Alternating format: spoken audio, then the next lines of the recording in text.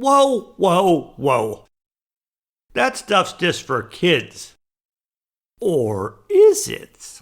It's the fanboy and the hater, one who loves joy and one like Vader. One loves pop culture, one thinks it's torture. They both think they're right, so let's hear them fight. Reviewing movies and what's on TV. It's the fanboy and the hater. Hey, I like that. It was pretty catchy. I hated it. The timing was off and it was out of tune. Welcome to Fanboy and the Hater, a podcast hosted and produced by Mike Hall and Jim Harris, where we discuss the best and worst in movies, TV, and pop culture. Edited by Jim Harris. and music by Mike Hall.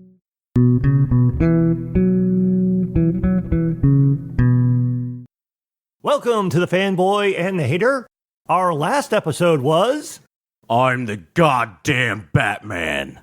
So in this episode, I thought it would be fun to do... We are the Goshdarn Teen Titans! By which I mean that we're going to discuss two animated movies in this episode. The 2018 Teen Titans Go to the Movies and the 2019 Teen Titans Go versus Teen Titans. I really like how when you did that voice, you still had to animate yourself for the podcast.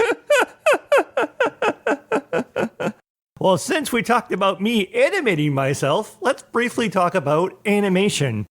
At the end of this episode, in our conclusion, I want to talk a little bit in more detail about, is animation just for kids? I don't think it is.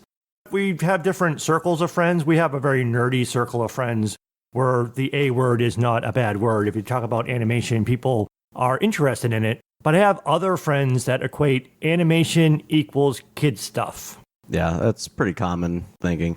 For me, a lot of my favorite stuff is animated. And off mic, we talked about it a little bit. Is there a difference between cartoon and animation? And by definition, they're basically the same. But in my mind, cartoon is a kid's version of animation. And then animation is just a wide encompassing anything artistic drawn more or less in any form. So there's a lot of animated, very adult oriented animated stuff. And even a lot of the cartoons, like the more kids stuff, has a lot of adult humor behind it as well, just to make it bearable for the parents while the kids are watching it, I think. But I think it adds another level as well. And I think these are actually very good examples of that, of kids' versions of cartoons with a lot of adult undertones. Yeah, I agree. Animation in general, I think it's come a long way since when I was growing up. It was very much, animation was considered a children's entertainment. Nowadays, we have, for a very long time, I can't help but think of The Simpsons, which has now been on for over 25 years now. So The Simpsons is like mainstream animation. We also have some mainstream that's a bit more adult-oriented, like South Park and Family Guy. But we also have a lot more television networks like Cartoon Network, which is where the characters from the two movies that we're talking about actually come from. And yeah, a lot of that stuff is kid-oriented programming. But like I said, even in that stuff, there is things for adults, for the adults that are, unfortunately, watching it with the kids, because I think a lot of times adults are not watching it with their children because they want to, maybe because they're concerned about their kids, what they're watching, or just to make it more of a family experience. But there definitely are a lot of jokes and a lot of children's programming that are only for kids. Sorry, that are only for adults. Well, there are jokes that are also only for kids, but also jokes only for adults. Most of the time it ends up the kid is going to be watching this, so we better make it so that parents can watch it with the kids without wanting to die. You had just said earlier that some of your favorite stuff is animated, and I would say that that is also true for me. We are talking about superhero animation in this episode, which some people, even when you bring up superheroes, which we've talked about a lot before, we love the fact that we're living in an era where comic books and superhero movies are more mainstream. So geek and nerd culture in that respect has gone mainstream. So it's not as weird for people to talk about that. Yeah, not to jump too far forward, but in the second movie we're going to talk about, they actually make a reference to that when they get into the newer version of themselves. They joke about them being the PG-13 version. Yes. Throughout both of these movies, there's a lot of meta-level references and Easter eggs. And I think that's one of the other things that I dislike it in general when people dismiss animation as being childish, or even when people say the same thing about comic books and superhero movies, even the live-action movies that have become more mainstream, is that there is still a sophisticated level of writing and character development and plot development. And in some cases, I actually think some of the animated stuff actually has better storytelling and better character and plot development than some of the so-called more serious adult entertainment. And by adult entertainment, I don't mean like that kind of adult entertainment. I mean, that's a whole other episode. That's a whole other episode, yes. I don't mean porn. I'm very excited for that episode. But my opinion is that there's a lot of stuff in so-called children's programming that is almost as good, or if not better, in the storytelling and stuff that's not geared specifically to children. I don't really have a lot of evidence to back this up, but I believe when you are writing and working on an animated version of these things, you're spending a lot more time with the characters, and most of the time, the people working on it are big fans of it, rather than just being hired on just to write this thing. They're big fans of it that want to be involved with it, and that's why you're getting the better and more complete storylines, is because they're fans that understand the characters and where the storylines should go in a better way. And when I say some of my favorite stuff is animated, a lot of it is the superhero stuff. And I think what we run into is when you're trying to adapt something from a comic book into something for TV or movies, live action's restricted simply by you have to try to make people do these weird things that they do in the comic books that isn't physically really possible, and there's limitations to CG. Whereas animated, you can make them actually do it. And there's no limit. You can have Batman jump from rooftop to rooftop across the street, which nobody can actually do that, but it looks okay in animation. It doesn't look as forced as it does in live action. You don't have to worry about the stuntman getting hurt. Right. Yeah.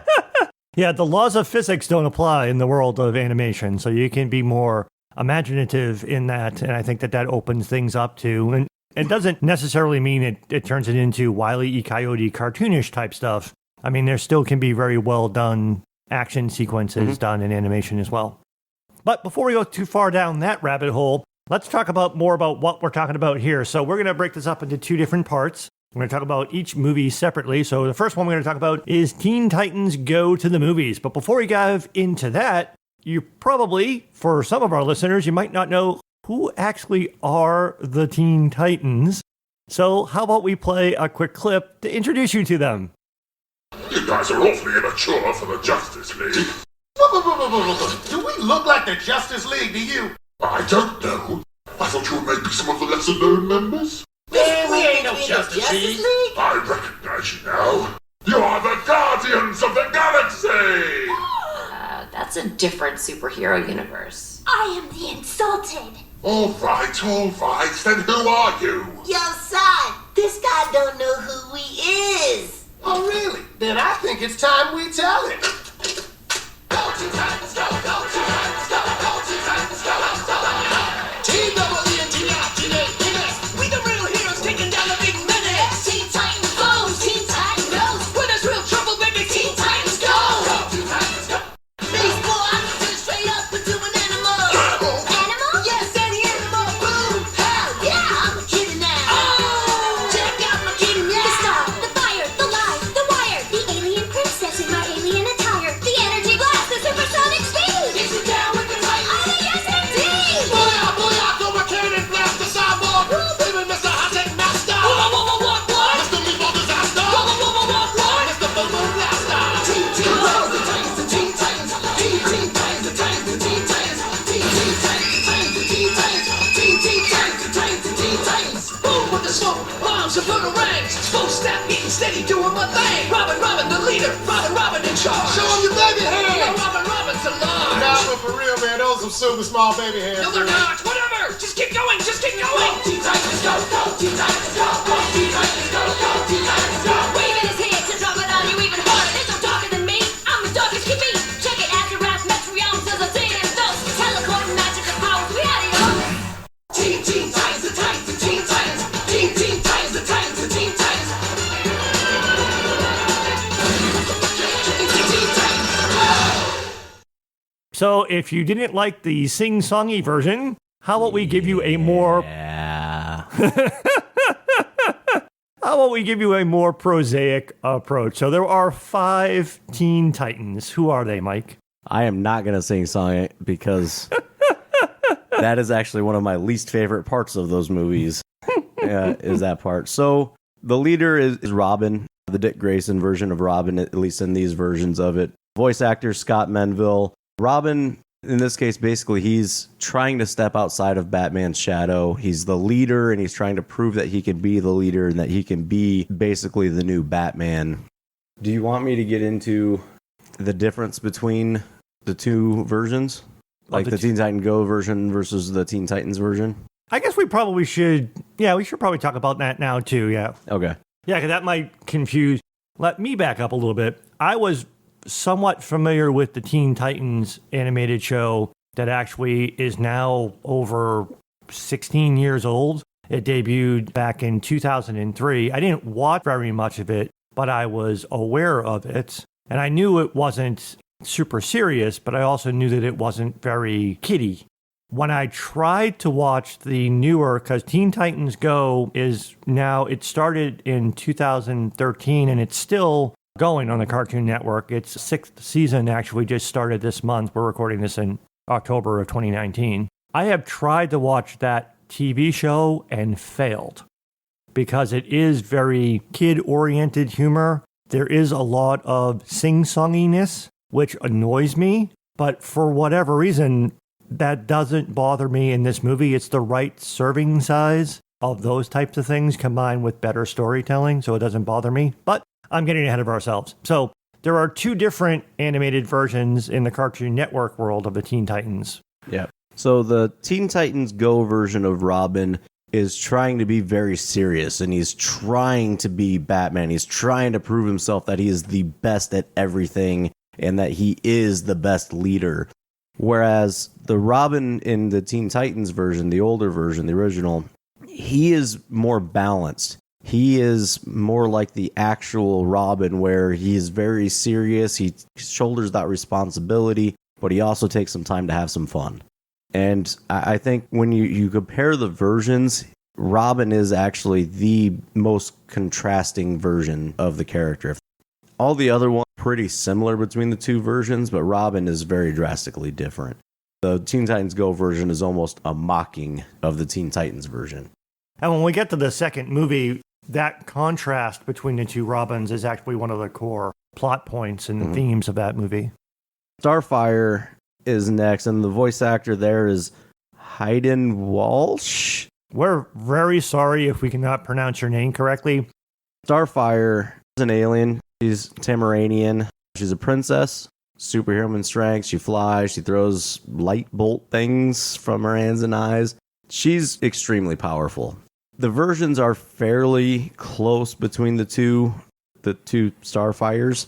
But the Teen Titans version is more, she's trying to learn Earth. She's trying to learn Earth ways. She's struggling to fit in. There's much more teen angsty stuff in there of her trying to find her path and become friends with these. While Teen Titans Go version is just, hey, I'm here. Let's have some fun. Let's do these things. You'll see, I'm much more of a fan of the original Teen Titans version, obviously.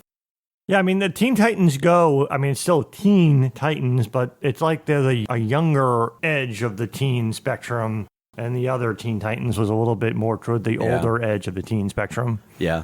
What I really like, too, is in the Teen Titans version, they play around a little bit with there actually being a relationship between Robin and Starfire, which did happen in the books as well. Then you got Cyborg, voice actor Carrie Payton, I believe is how you pronounce that. So Cyborg, basically, he was, as a teenager, he was an athlete, very strong athlete. His dad was a scientist working on a lot of different projects. He was in the lab and one of the projects went wrong, basically killed his mom and almost killed, his name is Victor Stone. And while he was knocked out without his permission, because he was basically dead, his dad rebuilt him with cybernetic parts. He woke up as Cyborg, and there's a lot of, why didn't you just let me die? Why didn't you ask my permission? And they play that a lot in the original Teen Titans version of him trying to, again, fit in. A lot of the Teen Titans was all of them trying to find their way to fit in and becoming a family, finding their way to fit in together because they don't fit in other places. And people who have seen the Justice League live action movie, you've seen a live action version of Cyborg recently. But that one, he comes from the Mother Box. He integrates with the Mother Box to become this. The original, that's not the way it normally was. He was just cybernetic. Then if you got Raven, voice actor Tara Strong. I'm basically in love with Tara Strong. She's amazing. So many voices. She's so good at what she does. Yeah, we've been talking about doing an episode about voice acting, and we're almost inclined to do an episode entirely about her. Yeah. Because she's done so fantastic. much, and she's so amazingly talented. So Raven is basically half demon, half human. Her father is full demon. Trigon, he's like the big bad guy. Almost Dormammu, if that makes sense to people that aren't familiar with DC, that are familiar with Marvel. Raven, super, super badass. She actually did not grow up necessarily on Earth, but came to Earth. A lot of her spells come with her saying, Asriat Metrion Synthos! Only better, because it's Tara Strong. Then you got Beast Boy, voice actor Greg Sipes. One of those two, we think. Why do voice actors have names that are hard to pronounce? That's why they're voice acting. Beast Boy, basically, as a young boy, he was sick, and he was given an experimental drug of some sort that let him... I'm being very brief like that because it depends on which version of the character you go off of. All of them end up with, he was sick as a kid. He got injected with some sort of medicine that cured the sickness, but also made him green and gave him the power to turn into any animal. One interesting thing, I really like how they play off, they talk about it a lot throughout both versions, I believe, is he's vegan. And anytime anybody eats meat or tries to get him to eat meat, he's like, I've been most of those animals. I don't want to eat it. I just think that's a very interesting direction to go with him. And then he's always trying to cook food for everybody else. And they're like, we don't want tofu. We want real eggs. Well, that actually makes sense. I mean, because of his character, like you said, he transforms into so many of those different animals. It's actually kind of a fun way to bring that type of animal cruelty or veganism angle into children's show in terms of things that probably kids or even adults probably don't Yeah, it's think an enough. interesting angle to look at it from. Yeah, because I don't think either children or adults think enough about where their food comes from. That's a whole different podcast. Not even an episode on this one. That's a whole different podcast. That's a whole different podcast, and actually one of the podcasts that we listen to, Year of Plenty, if you're interested in a podcast that talks about where your food comes from and how to make healthy choices, that's an excellent podcast to check out. Social shout out. What's up, everyone? My name is Poldy Wieland, and I'm the host of the Year of Plenty podcast, the show for all things real food and drink. In this world of highly processed convenient foods, we're becoming more and more disconnected from our food than ever before. Many people don't cook at home anymore, and they have absolutely no idea where their food is coming from. That's why I'm on a mission to connect people with real recognizable food that fuels the body, mind, and soul. A huge part of this is building appreciation for the simple natural ingredients and those processes that really bring them to our tables. On the show, you can expect to hear stories and topics on cooking, nutrition, farming, gardening, hunting, foraging, fishing, and much, much more. Go listen and subscribe to the podcast on Apple Podcasts, Spotify, and pretty much any other platform out there. It's also on my website, www.theyearofplenty.com. Much love, and thanks for listening.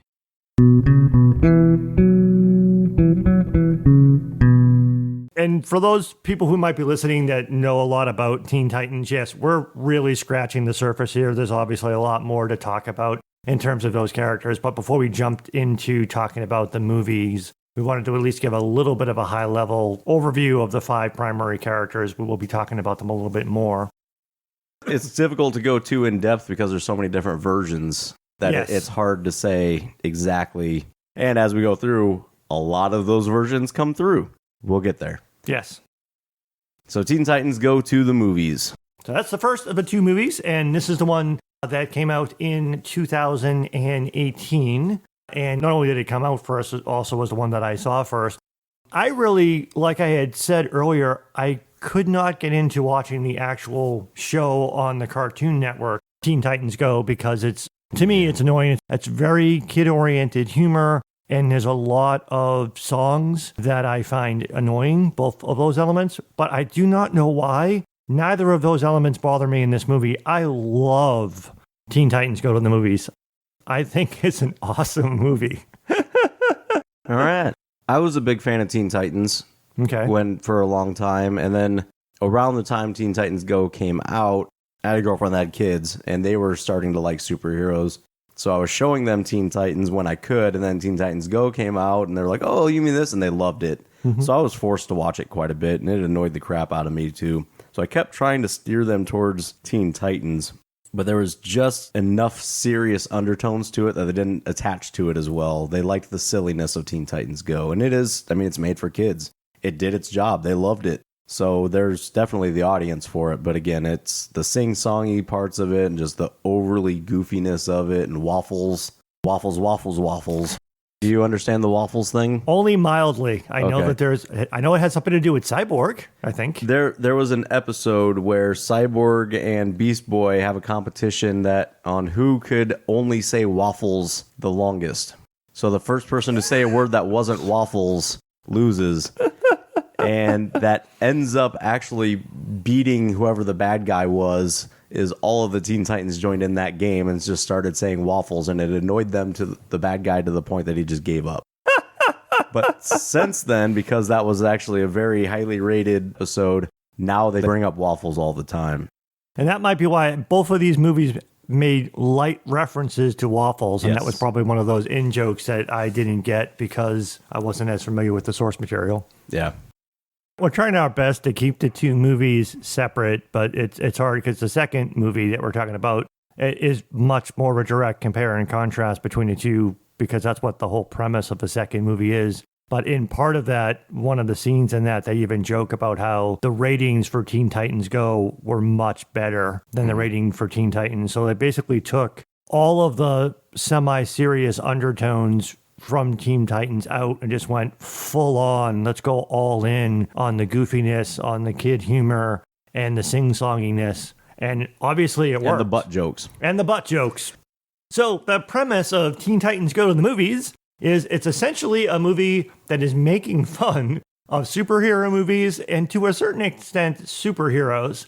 Oh, by the way, if we haven't already mentioned this, these are DC movies. This is the DC universe that we're talking about. But not only do they make fun of DC, they make fun of themselves because it's DC, but they also take a few pot shots at Marvel in a lighthearted way, which is pretty funny. But again, mostly it's the DC heroes, and the premise of the movie is making fun of superhero movies in general. So there's a lot of jokes about that and individual superheroes.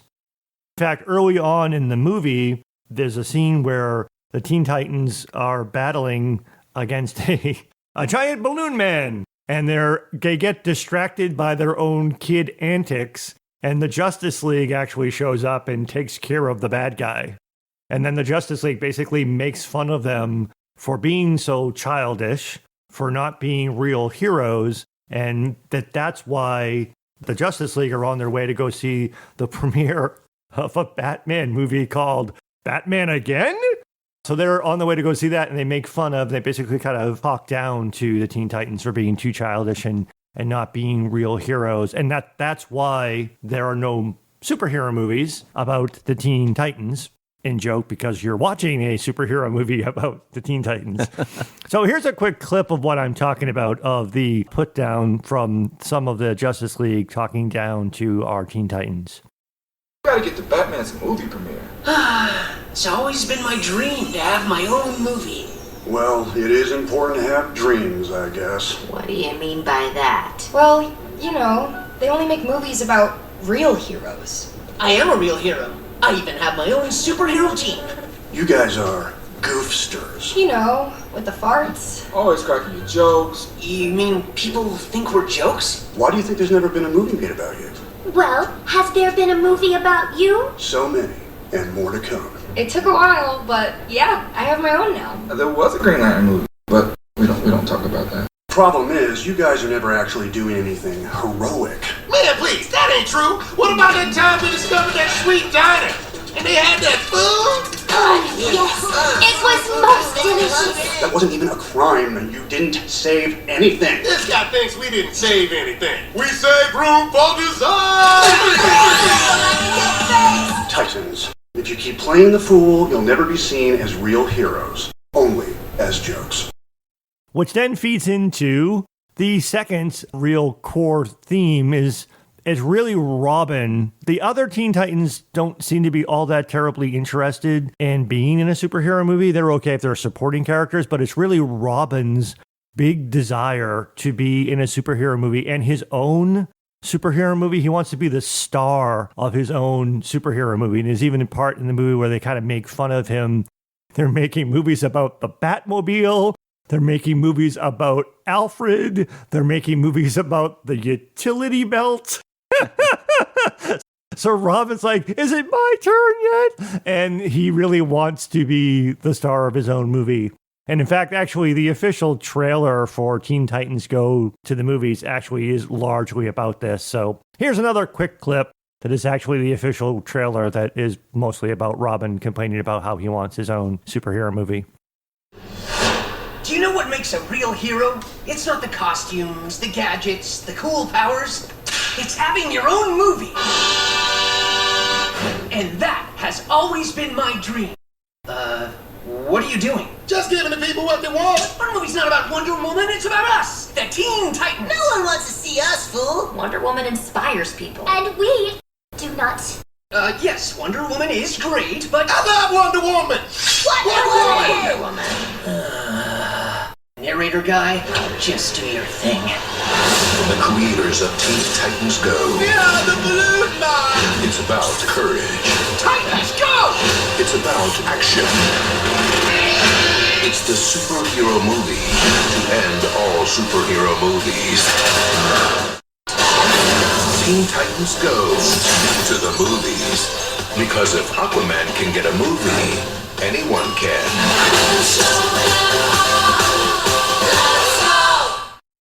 So what I think is interesting about that is it plays into the whole thing. It leans into that version of Robin trying so hard to be taken seriously, and that everything that he wants and everything that he does is to prove that he is the serious leader that is the best at everything. And he doesn't feel like, in this movie, he doesn't feel like he's going to be taken that seriously until there's a movie made of him.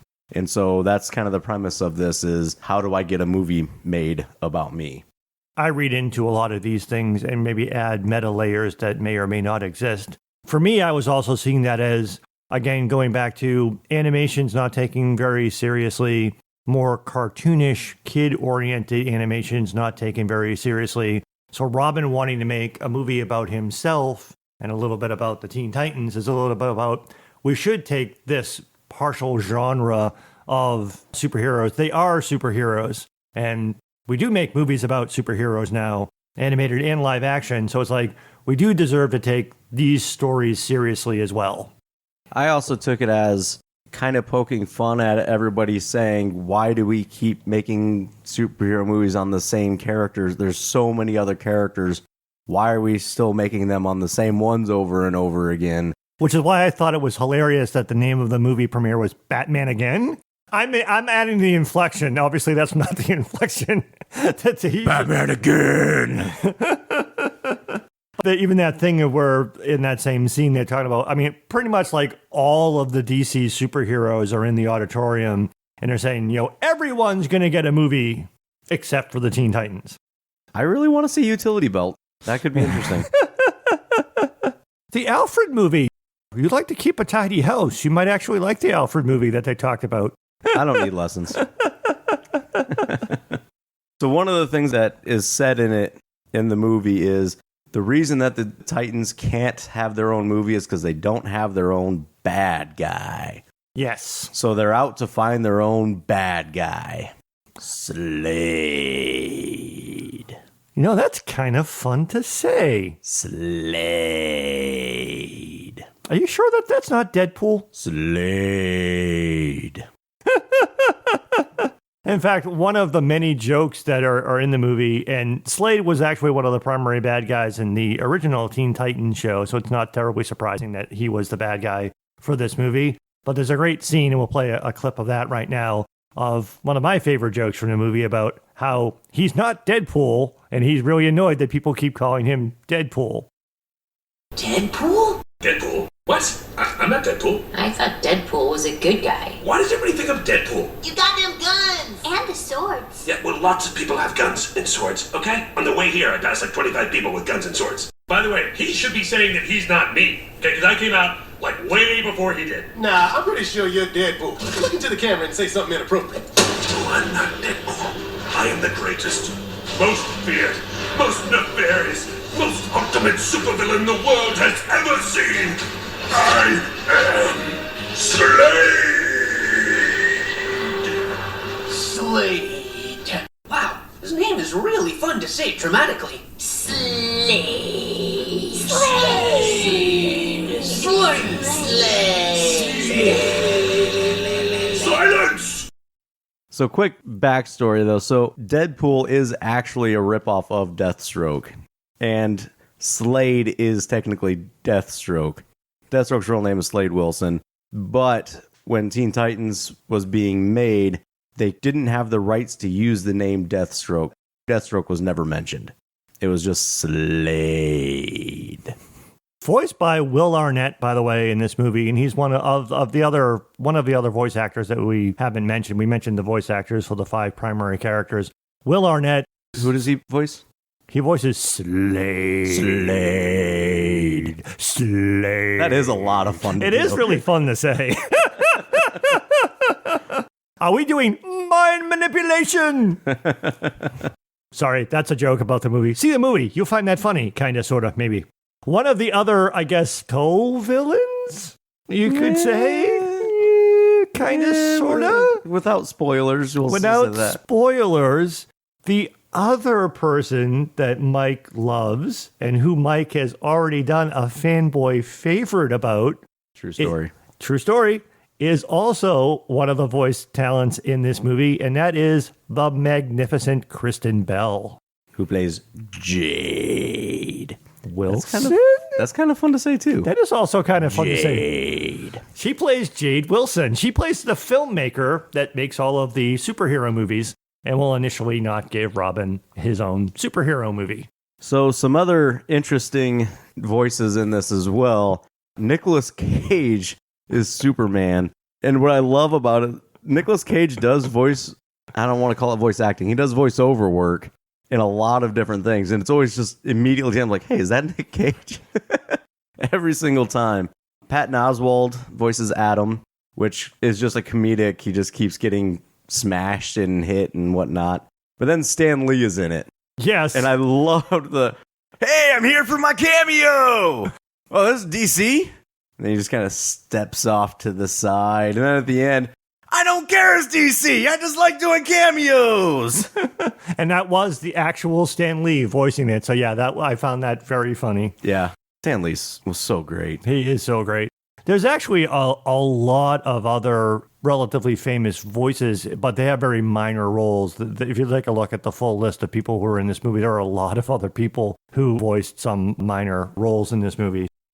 One thing about this movie, I also really enjoyed it. I loved all of the reference jokes. Really, I think that's the only reason I enjoyed it is because of the reference jokes. Mm-hmm. I was actually really annoyed by a lot of the goofiness and the sing-songy parts of it. I didn't think it was completely necessary, but I had to keep reminding myself that it was the kids' version. It wasn't made for me, it was made for kids. Be an interesting contrast when we talk about the second movie. There was far less songs. Wanting to jump to that because I would compare the two. They're two very different movies, but from that aspect, the sing-songiness, there is a significantly fewer songs in the second movie. There's quite a few in this movie. For whatever reason, it's one of the things that annoyed me about the TV series. I did not mind at all of the songs that were in this movie. I found them very entertaining. There were lots of great references to other superhero movies. There were also just lots of great references, too, not to give anything away about the plot. There's a brief time travel story in this movie where basically they kind of come up to the idea of the reason Robin gets the idea in his mind is like, well, maybe the reason that he can't get his own superhero movie made is because there are too many superheroes. To which Raven's like, oh, we have to kill all the superheroes. He's like, not quite. Instead, he decides that they're going to travel back to the future. I mean, back to the past. So they make good Back to the Future jokes about traveling back in time. All back in time. And even that song, which is also a reference to the movie, is playing in their whole little timey-wimey sequences in that part of the movie. So they go back in time to alter the origin stories of superheroes so that they don't become superheroes. So they save Krypton from being destroyed so Superman doesn't get sent to Earth. They hilariously prevents the Wayne family from walking down the really obviously bad alleyway where people get shot and killed so that the Wayne family doesn't die and therefore Batman doesn't happen. They also prevent Wonder Woman and Aquaman from becoming... So basically they eliminate pretty much the Justice League from becoming superheroes. And then they come back to the present, and it doesn't quite work because without superheroes, the world is basically overrun by the supervillains. So they then go back again to reset everything so that the superheroes exist again. My favorite sequence in the whole part of that is when they go back to reset Batman. They go back to that alleyway. Robin rips the pearls off of Martha's neck and shoves Martha and Thomas into the alleyway. You see the gun flashes and poor Bruce going, what happened? And they recreate Batman that way. It's like, that was awesome. There were lots of other things, but that was my favorite part of that sequence of the movie. See, and I didn't enjoy it nearly to the point that you did. Like, I actually almost glazed over that part when it happened. Really? Why? Because I think at that point, I was barely paying attention. Like I said, I only liked the movie for the references. To the point of, it was actually funny because you had sent me the text like, hey, have you seen this? This is awesome. I was like, no, I haven't seen it yet. I went to watch it because you said I should. About 20 minutes into it, I was like, oh, wait, I have seen this before. And just completely forgot that I even watched it. And then coming to do this again, I'm like, I just watched it like 3 days ago. I barely remember anything about it. It's one of the few probably superhero things that I like more than Mike. I loved this movie. And again, I'm not sure why. I don't know if it was just I appreciated the break from other serious stuff I was watching, or maybe it was good if you're suffering from superhero fatigue, as a lot of people have been talking about lately because there's so many superhero movies. I think because this poked so much fun at it, maybe that's also what clicked for me. Don't get me wrong, I thought it was hilarious. I just didn't really get that into it, if that makes sense. That makes sense. So again, we're trying not to, I don't know if this is even a movie you can say you could spoil, but we're trying to stay away from major plot points. So basically what ends up happening is there's another sort of contrived way of how the bad guys somewhat neutralize all of the quote-unquote real superheroes, and it's basically down to the Teen Titans have to save the day. Spoiler alert, they do.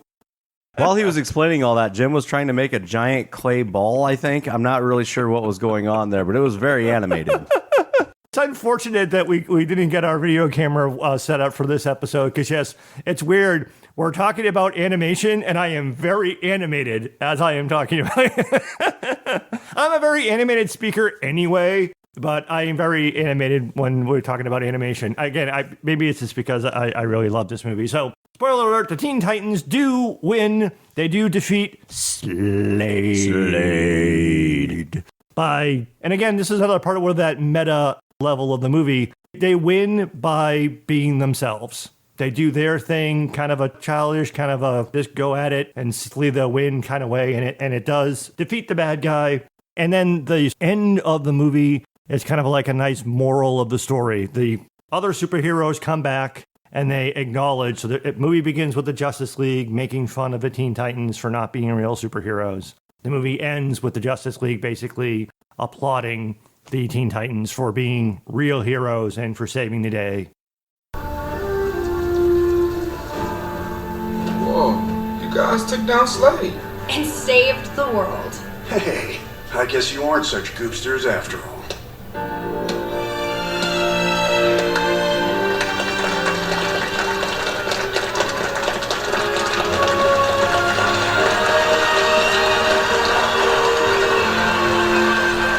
Fellow heroes, I've learned something important today. You don't need to be super to be a superhero. You just need to be yourself.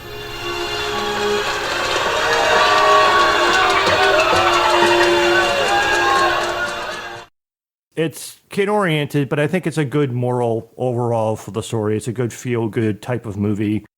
Wheel of morality, turn, turn, turn. Teach us the lesson that we should learn. You don't get that, do you? I don't get that. Does that come from something? Yeah, it's from Animaniacs. It's time for Animaniacs, and we're zany to the max. So just sit back and relax, you'll laugh when you come back. We're Animaniacs. Come join the Warner Brothers and the Warner Sister Dot. Just for fun we run around the Warner movie lot, and they lock us in the tower whenever we get caught. But we break loose and then the moose, and now you know the plot. We're Animaniacs. Dot is cute and Yakko yaks. Wacko packs away the snacks while the plaintiff plays the sax. We're Animaniacs. Be Pinky and the brain who wants to rule the universe. Put letters bond together, slappy wax them with their purse. Martin says his Mindy while Rita sings a verse. The writer's script, we have no script, why bother to rehearse? We're Animaniacs. We have pay or play contracts. We're zany to the max, there's baloney in our slacks. We're Animaniacs, totally insane. Here's a show's namey. Animaniacs, those are the facts. There's an Animaniacs reference in this movie. That's what I was about to talk about. First time they walk onto the set, they're like, hey, there's the water tower the Animaniacs live in. One of the other many great in-jokes in this movie. And that's what I liked about this movie. I mean, that's if it wasn't for all the reference jokes in this movie, I would find it completely unwatchable.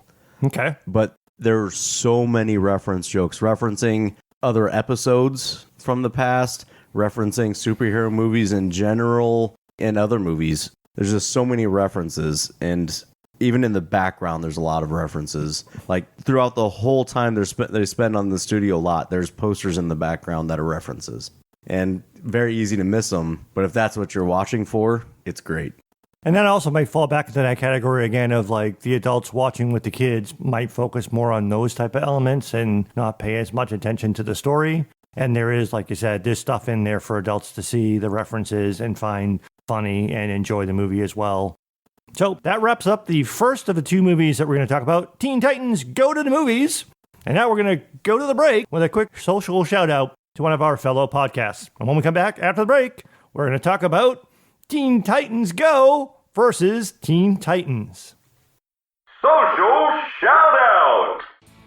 Sean Geek is the podcast to listen to get your inside track on geek culture. And host Sean-O-Rama has the credentials.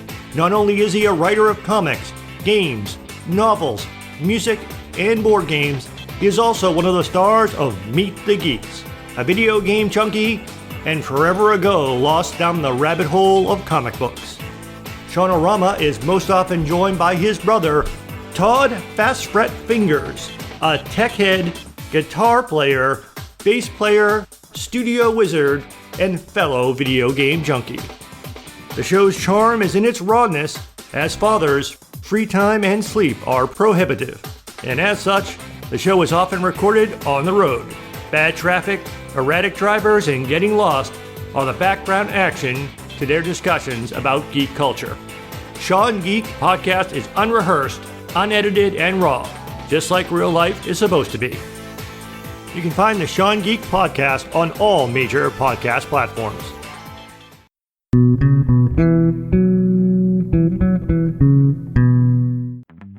Are you looking for some great indie podcasts to listen to? Check out the Pod Nation list on podchaser.com, where you can find a list of great indie podcasts, get links to their official websites, and even listen to some of their episodes without needing to create an account or log in. So once again, for some great indie podcasts, check out the Pod Nation list on podchaser.com.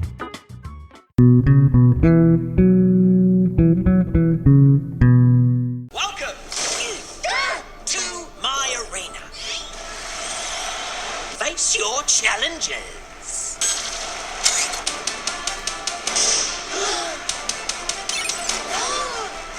They're the serious versions of us. Just what we need to kick us up a notch. Let's prove we're the best Titans in the multiverse.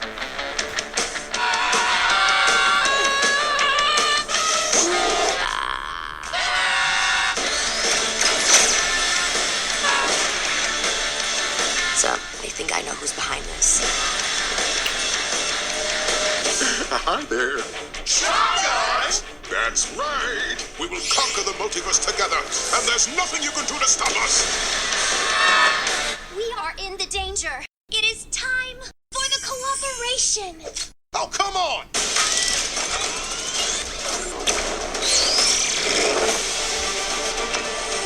Oh, wow, yay, we're all besties now. Oh, what took you so long? Santa Claus, he's right there. Is this good or bad? The cost of being a hero. Brooding heroes. Their Robin is so handsome.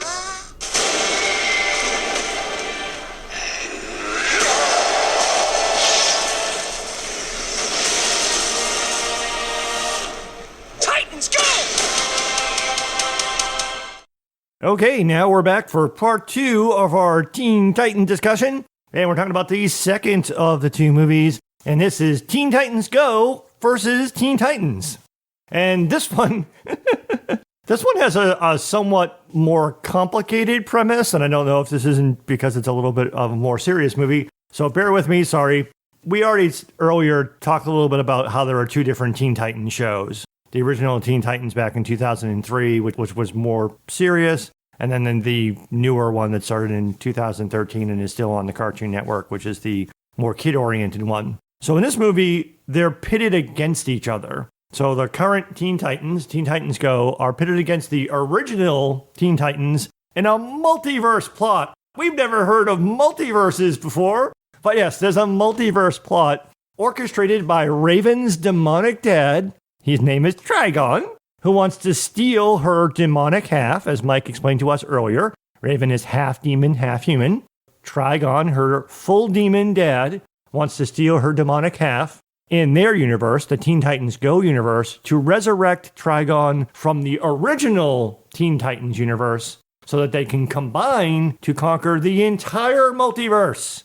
So in this movie, we have both versions, and the way that they kind of explain how both versions can exist is it's a different universe. So in a different universe, on a different Earth, is the original Teen Titans. And then on this universe, we have Teen Titans Go, the current Teen Titans. I swear to fucking God, I'm going to tie you down so you'll talk into the goddamn microphone. Why? I don't know what you're talking about. Mike is very annoyed about how animated I'm getting in this particular recording. I'm fine with the animation, but I'm not fine with, like, I'm in control of the soundboard. And we do the mic checks and everything, and he's right up to the mic where he's supposed to be, but then he gets excited and he leans way back in his chair and talks softer. Leans in to get louder. Yes, mic checks are useless with me. I do not do them correctly because, yes, I do not talk the way that I talk during the podcast. I do not talk that way during the mic check. And like Mike says, for some weird reason, I don't know why, I lean back when I get softer and I yell into the microphone up close when I get louder. I should do the opposite, but I guess I'm too stupid. Well, the first part is admitting you have a problem. Exactly. What I really liked about this movie was the comparison, because in my mind, what I always kind of saw was the original Teen Titans was good. There was a lot of goofiness to it, a lot of very child humor in an otherwise very deep storyline. And I think what happened was the original Teen Titans missed the mark for the older people to be able to get into it because of all the goofiness, but then the serious undertones lost the kids. So Teen Titans Go was perfect for kids because it just doubled down on the goofiness. But those of us that were fans of the original Teen Titans were constantly comparing the two, and we so disliked Teen Titans Go because we wanted those serious undertones. And this movie, just to me anyways, the whole point of it was comparing the two versions of Teen Titans Go and Teen Titans.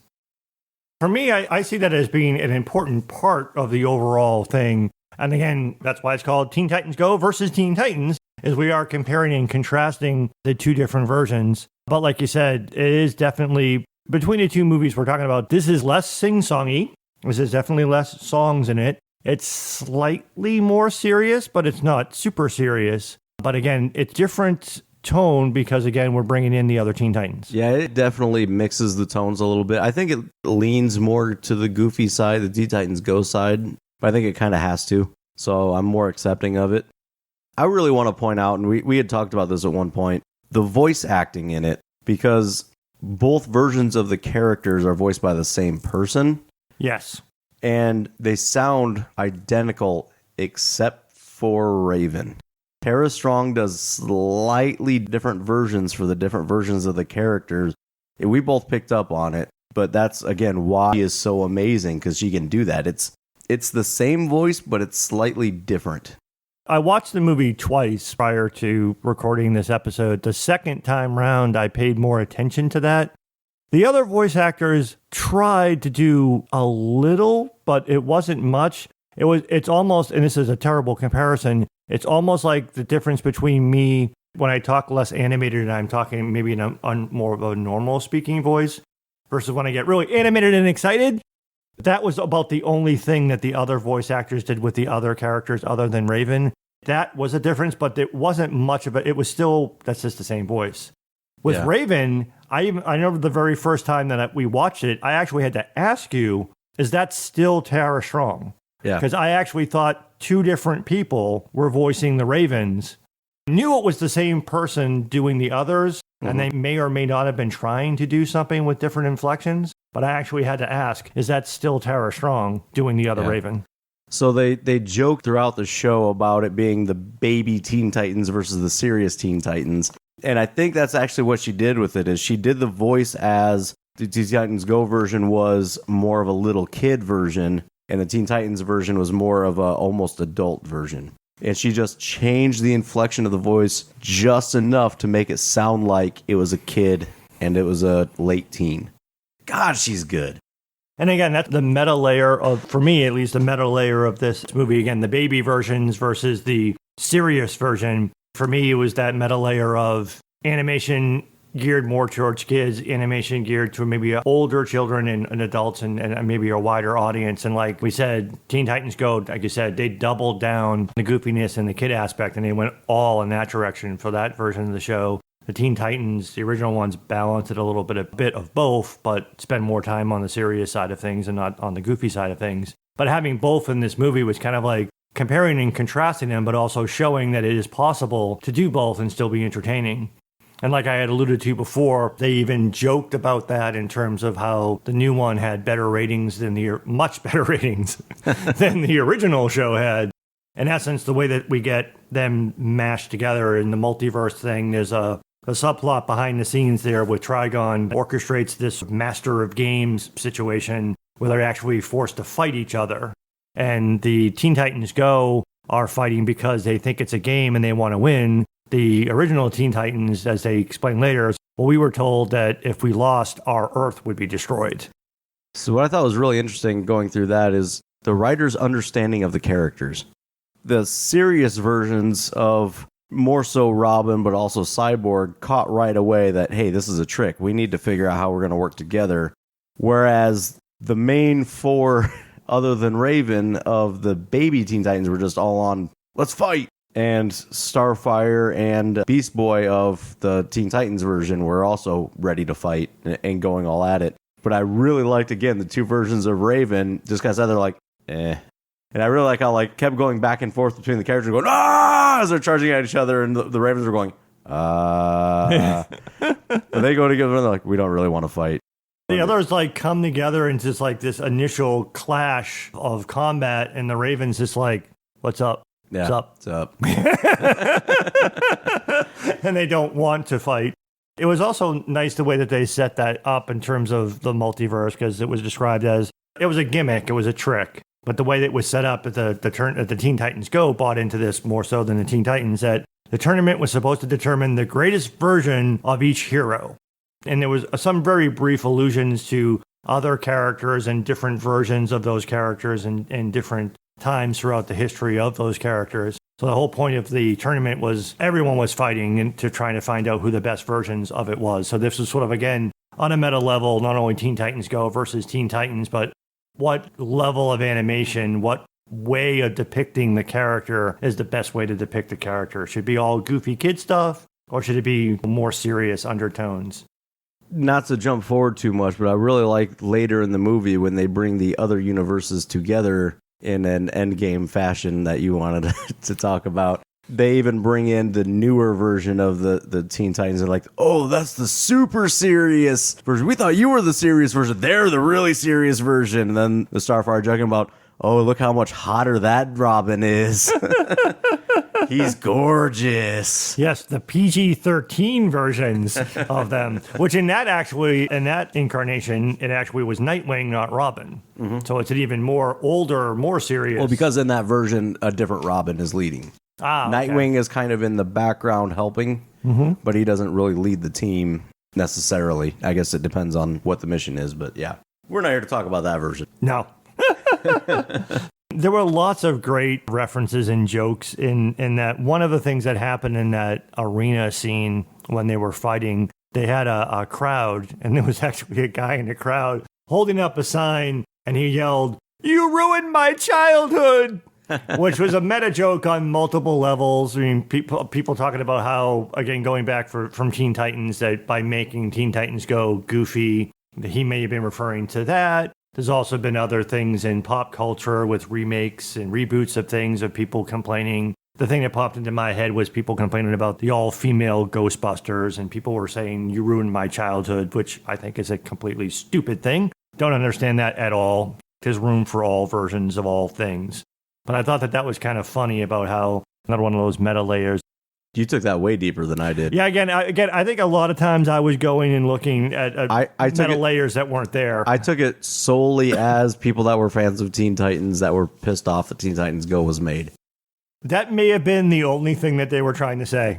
I think you're overthinking it. I'm probably overthinking it. I also liked in that same sequence, too, is that the Teen Titans, when they were fighting, at one point, the Teen Titan Robin was like, they're not the baby versions of us. They're the jerk versions of us.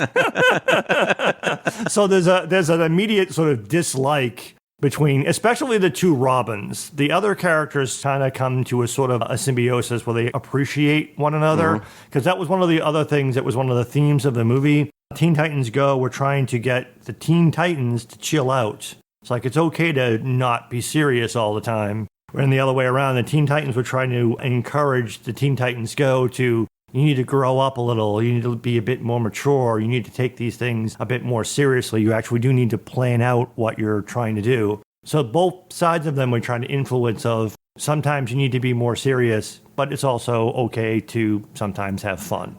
That also plays into the Robin character in Teen Titans in general throughout the series. Because he was always like pushing, hey, we need to train more, we need to be better, we need to have these plans. And I think they even joke about it when they said Plan Alpha 35, and the baby Titans were like, whoa. Titans, attack pattern Alpha 42. Yeah. And the Teen Titans Go, they just think they're just yelling random words. Yeah. You know? But that's the thing, like that, actually, there's a whole episode about Robin trying to explain to them why they need to create these patterns, and he was very serious. Like I said towards the beginning, is that he was very much, I hold the burden to make sure that we succeed. It's all on my shoulders, and the rest of the team was there to help him relax while he was also there to try to make them more serious and to take it more seriously. And again, they kind of overamped that up for the Teen Titans Go, where Robin is just way too serious all the time. And I think watching them butt heads about that was, you've got the baby Robin who thinks he's incredibly serious but ends up acting extremely goofy, and the adult Teen Titan Robin who can have some fun but is taking it so seriously that he's like, you're being goofy. You're not really taking it seriously. You're not coming up with a plan. You're just saying go, and you're jumping out the window. Where are you going to go? Figure it out on the way.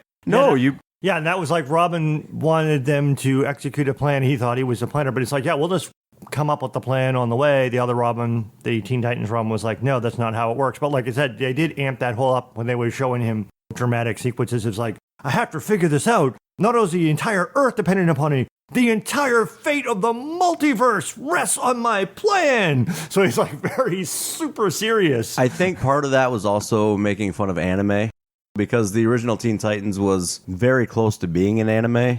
Because there's a trope with anime where they do that. They kind of stop and do like an inner monologue out loud in a stationary stance, super dramatic. Plus, I think they were also making fun of it too, because like the baby version, Robin was like, how is your cape and hair blowing in the winds? They're trying to pose next to him the same way and trying to figure out how to say the same thing. And I think that they played into it where they were showing that the adult, like, these are the Teen Titans you could become if you grow. I think that's kind of what they were trying to portray as well. And I thought that was an interesting. Yeah, because I mean, at some point they used sort of the metaphor of a video game of leveling up. So there was like different versions of the same character, and if you became better, you were leveling up like a video game and becoming either not just necessarily a more serious version, but a better version. And most of what we're talking about comes from the section of the movie after the two Trigons have kidnapped the two Ravens in order to further their plot to take over the entire multiverse. The two different Teen Titan groups, Teen Titans Go and the original Teen Titans, are kind of forced to work together to cooperate to try to build a team and be better versions of themselves and be better by working together as a team so that they can go and rescue the two Ravens. We had mentioned that this movie had far fewer songs in it than the previous movie, but there actually was a good song, or at least a song that I enjoyed in this part of the movie, and we'll play that clip for you now. Despite the differences, our teams must work together. Perhaps our point will make more sense through the singing of the songs.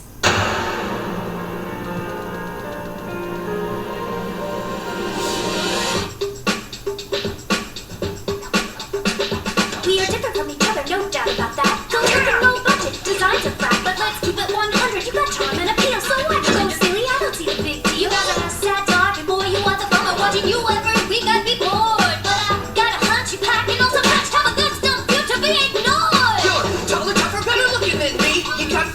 You're up, baby. Don't fight or flight. Cooperation is a must. Time for us to work with us. We are Teen Titans. We are Teen Titans. We are Teen Titans. We are Teen Titans. Okay, I get it. You start with more devices. I can make a burger pizza, cut it up into slices. We both can blame my dad for turning us into everybody do. I sing all day and the ladies for the charm. I tear it up. Whoa, that's a line. I'd love to go and hating, but there's no use to waiting. Go version of the Titans gets really good ratings.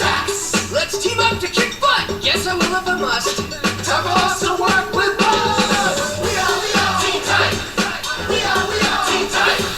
We are Teen Titans. We are Teen Titans. No use fighting, sliding, or igniting. All the same might, great fight. At the end of the day, we're all Teen Titans. We are Teen Titans. We are Teen Titans. We are Teen Titans. We are Teen Titans.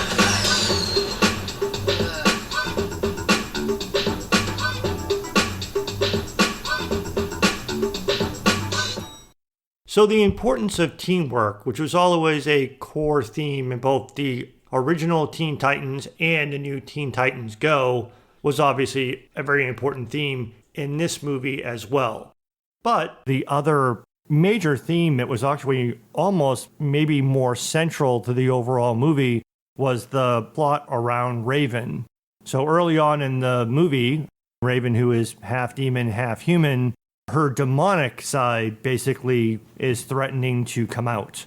The Go version. The Go version. Yeah. Teen Titans Go, the younger version of Raven, is basically literally battling her inner demons, because her inner demon is trying to come out and take control. Her dad, Trigon, wants that to happen so that he can use that to resurrect his alter ego from the other universe so that they can take over the multiverse together. And that whole idea of there's a different version of Raven, but not a version she wants to become. She's literally battling her inner demons because she does have an inner demon because she's half demon, and then fighting against that and that sort of juxtaposition again at a meta layer for the movie. We all have our own inner demons that we struggle with. Hers was literally an inner demon because she's half demon. A big thing on that too, they play on that a lot in the series, the Teen Titans series. There's a lot of episodes that involve her battling her inner demon and trying to regain control. And talking about how the reason she doesn't show emotion is because she can't, because if she loses focus, that inner demon can come out. And it also shows sometimes, and you see it in this movie, when she gets angry, the inner demon does come out. Yeah, and she goes over the top with the violence, and yeah, it's something that it's not something that they want to have her tap into. But the other thing that was also interesting too was the other sort of side of that, almost psychologically, is her dad is like, well, I can just take that demon part away from you, and you can just be fully human. And actually, at that one part of the movie, when they do steal her demon half, she becomes this really weird, happy character, completely uncharacteristic. She becomes like the fully human half, and like the other Teen Titans Raven has to explain to Teen Titans, goes like, what just happened? Oh, she's happy now because she's fully human. So she like turns into a completely different person and a completely different persona. So that whole aspect of she lost a darker side of herself. And again, going back to the Teen Titans episodes, there was actually an episode where Cyborg and Beast Boy go into Raven's mind and they encounter all of the different emotional versions of Raven. And when they run into the happy one, they're like, oh, this is just wrong. But she's like that. She's very happy and giddy and jokey and stuff like that. And they're like, no, this isn't right. I don't know if you noticed when they talk about that the Teen Titans version of Raven had destroyed her dad. Did you notice she was all white?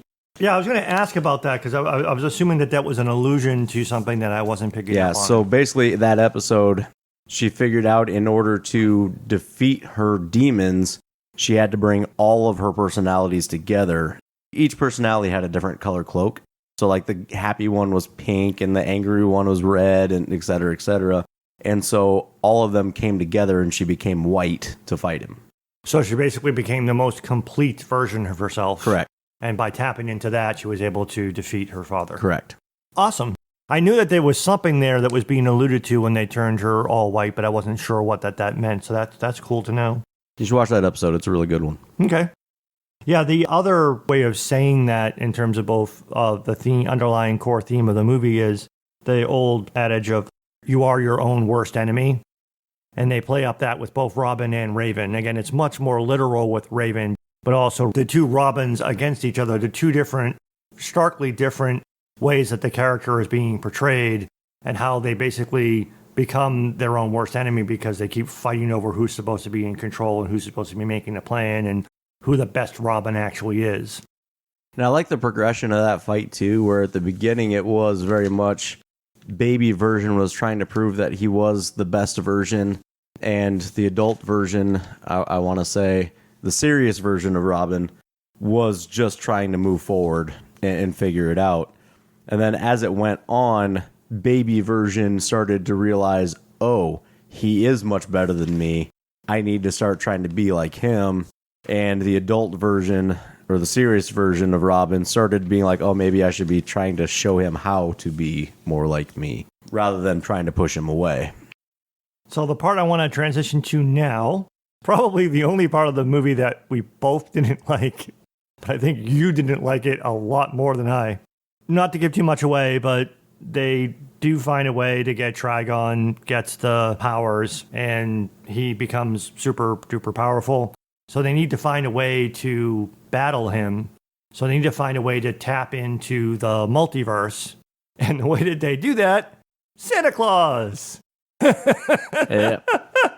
Yep. When we watched the movie together, I think this was the part of the movie that Mike was like, nope. I think I actually said nope. So my notes on this went Teen Titans Go, stupid, stupid, stupid, funny, stupid, stupid. And that is pretty much exactly everything that I see in Teen Titans Go, is it's mostly just horrendously stupid with a little bit of funny here and there. In my notes, I wrote down, Santa Claus lost Mike. I'm on the naughty list. Yeah. But I even wrote down, and they even said it during that whole sequence, is that one of the Teen Titans Go, it might have been Beast Boy, who said, oh, this is every holiday special we battle Santa Claus. So it was like an in-joke about on their show, they do a holiday special every year, and they keep battling Santa Claus. So again, the reason they had to go to Santa Claus was because that's how Santa Claus is able to deliver with the toys. Warmagog. Yes, with the Warmagog, that's how he's able to deliver toys to every household on Christmas Eve by tapping into the multiverse. So they basically need to steal Santa Claus's ability to do that so that they can go into the multiverse. Stupid, stupid, stupid, funny, stupid, stupid. And it's there that they actually bring in back into what we were starting to talk about before.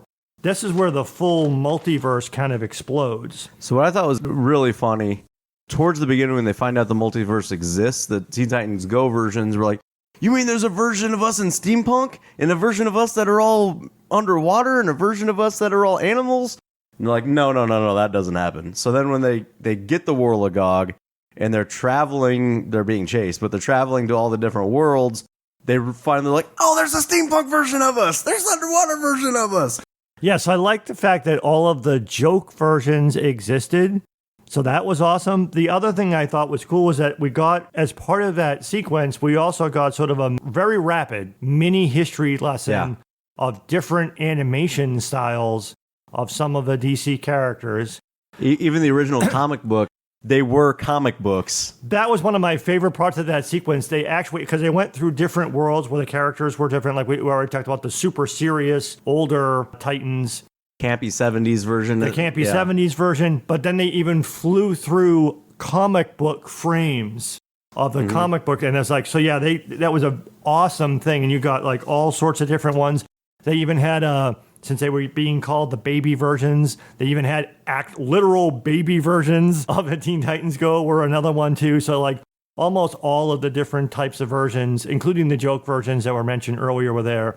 So we got that wonderful sort of explosion of the multiverse of all the different versions of the characters. Again, going to that overall underlying theme of what the multiverse for me was representing in the movie was it's multiple versions of every hero. There are multiple versions of every person.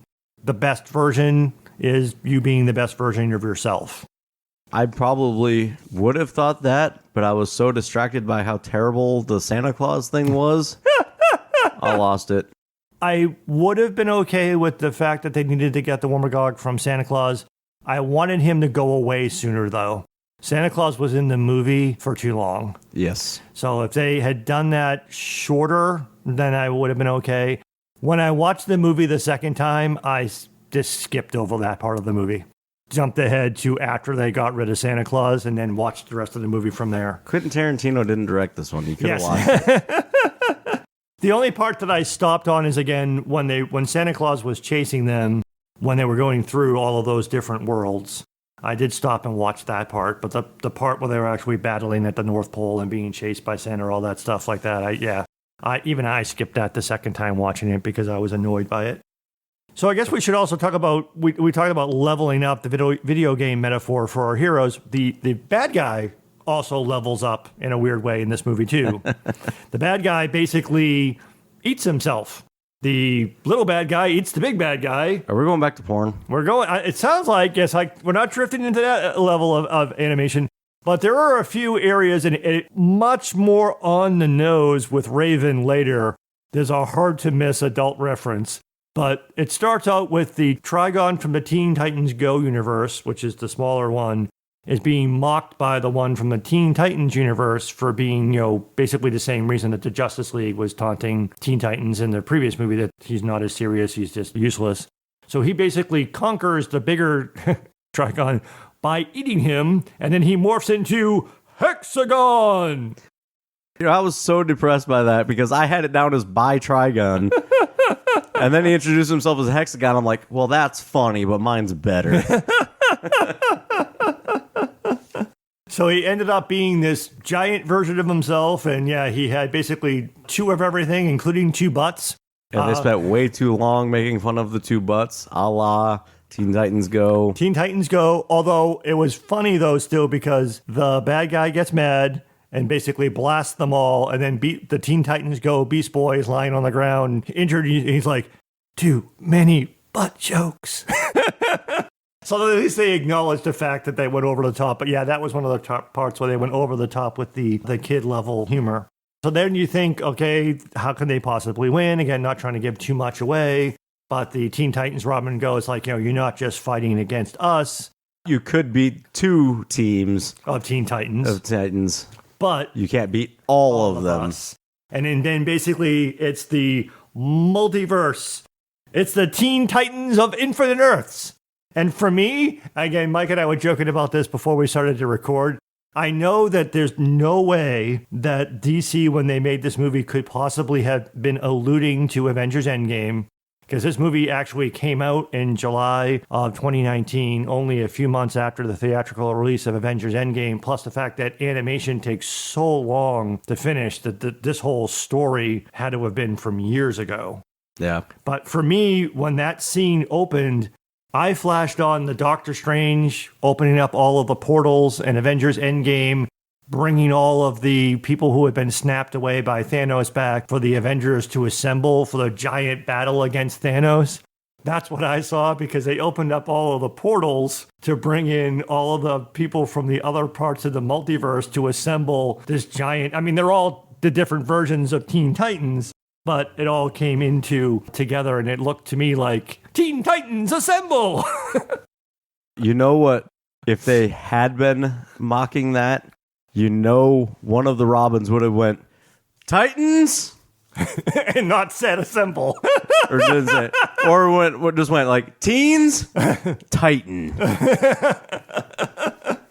What I caught that I actually thought was hilarious in that is the underwater versions came through. Then they're just flopping on the ground because there's no water. Mm-hmm. And the Beast Boy version was a turtle just on its back. I can't get over. And from that group, one of my favorite Starfires was Starfire as a starfish. Yeah.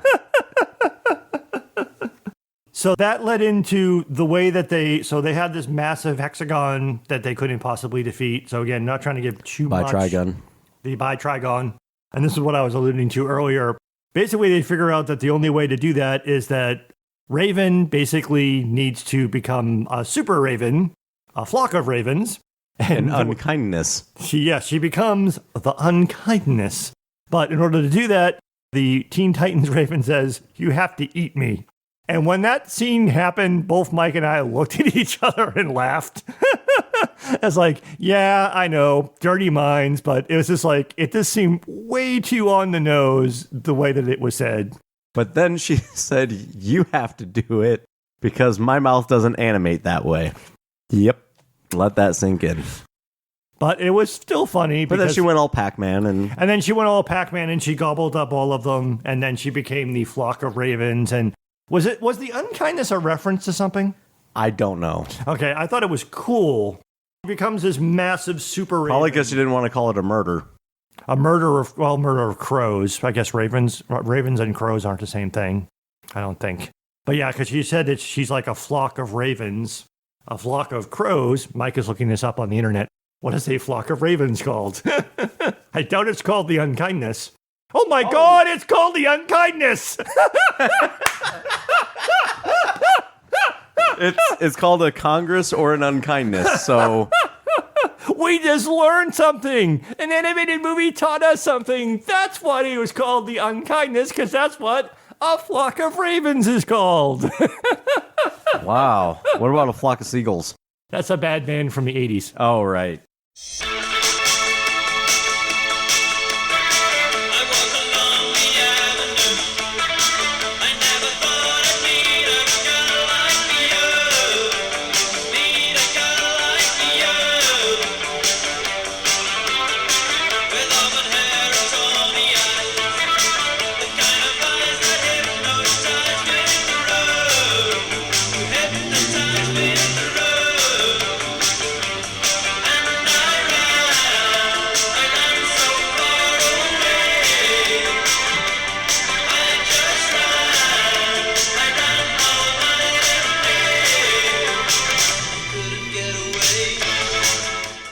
Now I'm going to have that song stuck in my head for the rest of the week. Thank you. So she becomes the unkindness. And then in the battle to finally defeat Hexagon, again, I know this wasn't what they were doing, but again, I saw Avengers Endgame because it was Thanos who said, I am inevitable. Hexagon says, I am immortal. I am forever. We don't have anyone saying, I am Iron Man, but their rebuttal just before they defeated him is Starfire says, you are the outnumbered. Spoiler, they defeat him. But again, for me, it was kind of similar. It's like, hey, it's the Avengers Endgame big fight scene, and they defeated Thanos. I mean, Hexagon. By Trigon. By Trigon. So in the end, that tried to show at least that when there's trouble, you know who to call. And from their tower, they can see it all. When there's evil on the attack, you can rest knowing they got your back. Teen Titans? That was one of the things we were joking about before off mic. We were almost expecting the other Teen Titans theme song to be in this movie, and they stuck to just Teen Titans Go stuff. So we were a little bit surprised. So we think that those are the words to the original. I'm pretty sure it's pretty close. Teen Titans theme song.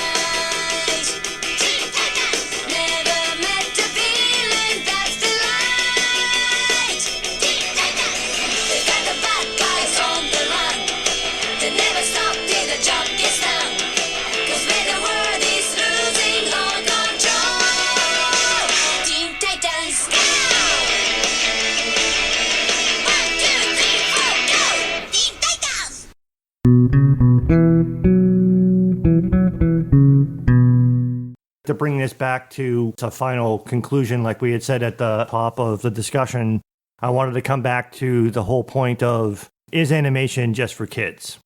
There definitely is animation that is kid-oriented. And like we had said off the top, that the original Teen Titans Go TV series, I really can't watch it. I tried to watch it a few times on Cartoon Network, and it just annoys me. It's too kid-oriented. It's too goofy. There's too many jokes that are purely for kids. And the singing annoys me. Yep. For whatever reason, that didn't bother me at all about Teen Titans Go to the movies. Also, those elements didn't bother me at all in Teen Titans Go versus Teen Titans. But also maybe because they were movies. I mean, they're animated movies, so they're relatively short. They're each just a little over an hour long. My point is, not all animation is for kids. Teen Titans Go, the actual series that's on a Cartoon Network, you can claim that is. But for me, when I take a look at animation, I don't see it really as that different of a medium, because regardless of how you're consuming other television shows that you might be watching or movies, there are still things that are teaching meaningful storylines. There are characters that are superheroes, even though they wear a different type of costume. They have different masks. If you like criminal procedural shows and you see police officers, or you see other procedural shows that have firefighters or doctors are the heroes. They're wearing costumes and masks too. Spoiler alert, those are actors. They're not really cops, doctors, and firefighters.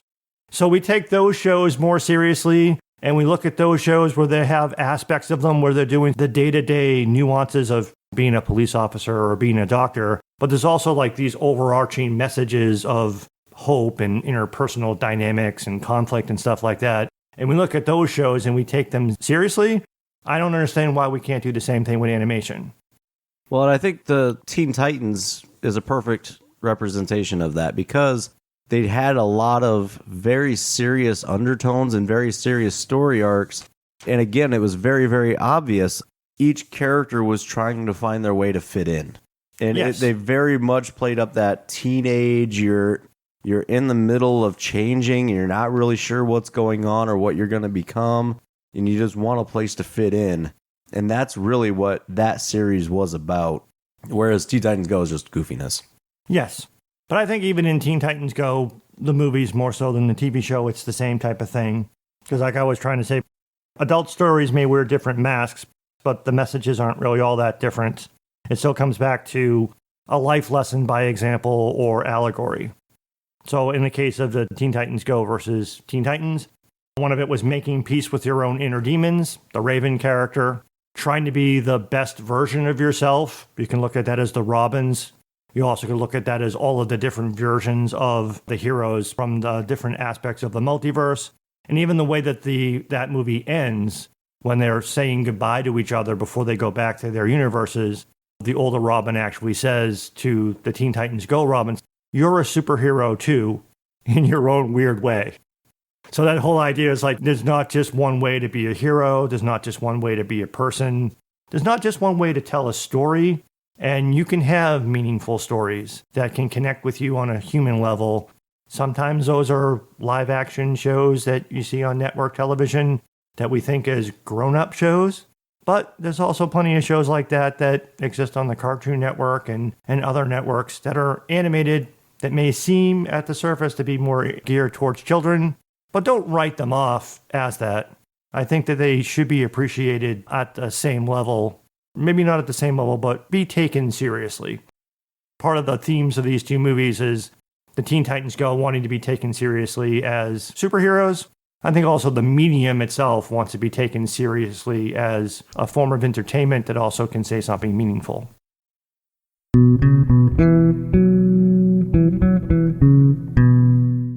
Thank you for listening to The Fanboy and the Hater. We really appreciate it and would love to hear your feedback. Give us a rating, leave us a comment, reach out to us on Twitter at fanboyandhater, email us at thefanboyandthehater@gmail.com. You can find all of our episodes on our website, fanboyandhater.podbean.com. That's PODBEAN, where you can download the free Podbean mobile app for iOS and Android. Find us on all podcast platforms, including Apple Podcasts, Google Play, Stitcher, Spotify, and many more. Once again, thanks for listening to The Fanboy and the Hater.